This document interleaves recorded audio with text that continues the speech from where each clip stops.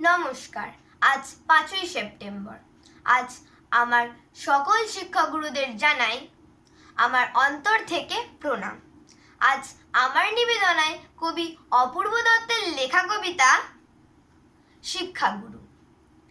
আমি যখন রোজ বিকেলে আঁকার খাতা নিয়ে আপন মনে ছবি আঁকি রং পেন্সিল দিয়ে, তখন আমার চোখের সামনে উঠোনে চারিপাশে র্যাপিড বইয়ের 22 পাতার সেই ছবিটা ভাসে।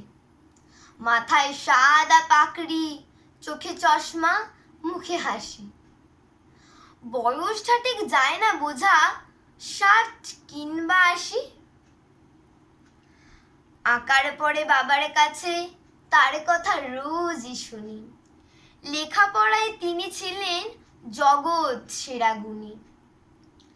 যার নামেতে যার কথাতে লুকিয়ে আছে জাদু, তিনি হলেন সর্বপল্লী রাধা কৃষ্ণান দাদু।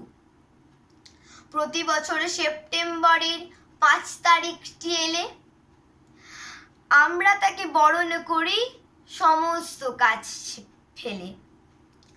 মা বলেছেন তিনি হলেন শিক্ষকদের গুরু। তাকে প্রণাম করেই আমার সকল কাজের শুরু। ধন্যবাদ।